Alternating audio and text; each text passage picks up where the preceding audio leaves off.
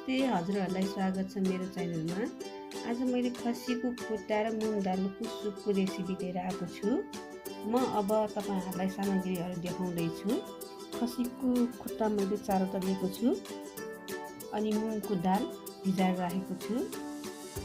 मैले प्याज एउटा ठुलो चप गरेर राखेको छु, धनिया चप गरेर राखेको छु, अदुवा लसुन अनि यो तेल, जीरा, खुर्सानी, बेसार र नुन अनि तेजपत्ता र लङ सुक्मेल हालेको छु।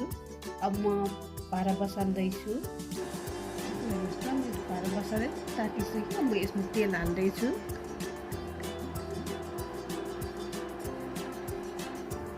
तेल तातिसक्यो, तेजपत्ता हाल्दैछु अनि लङ सुक्मेल पनि हाल्दैछु।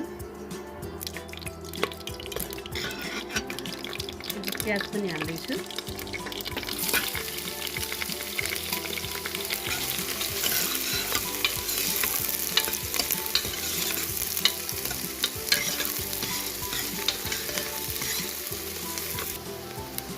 यो मैले पखालेर राखेको खुट्टा यो पनि हाल्दैछु।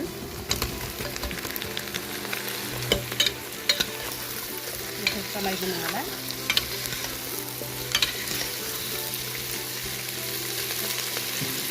अब यो 5 मिनट छोड्दिनु होला। 5 मिनट छोड्दिनु।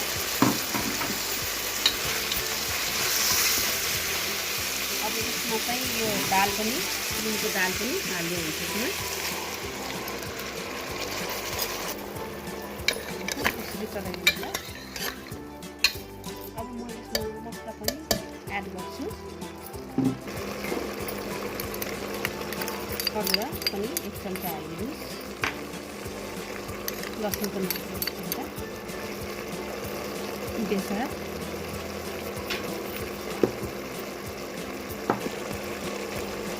जीरा पनि 1 चम्चा, खुर्सानी चाहिँ स्वाद अनुसार हाल्छु। मलाई चाहिँ पिरो मनपर्छ, तर हजुरहरूले बिरामीलाई बनाउँदैछ भने चाहिँ मसलाहरू सबै कम गरेर खुर्सानी हाल्दै नहाले पनि हुन्छ। नुन पनि स्वाद अनुसार।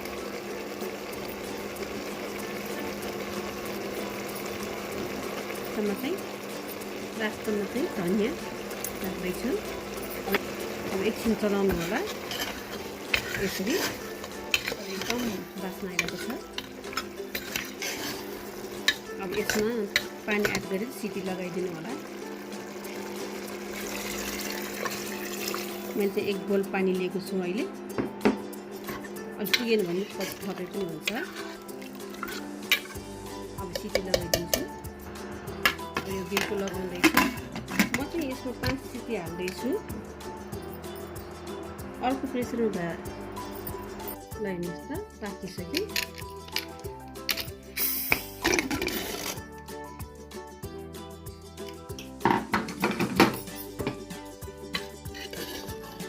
यो पाकिसक्यो। अब म यो सर्भ गरेर देखाउँछु हजुरहरूलाई। मैले त सर्भ गरेर पनि देखाइसकेँ। हजुरहरूले पनि यस्तो चिसो मौसममा चाहिँ यस्तै खसीको खुट्टाको सुप बनाएर खानु होला। हजुरहरूले मेरो भिडियो मन परेमा लाइक, कमेन्ट, सेयर, सब्सक्राइब गर्नु नभुल्नु होला।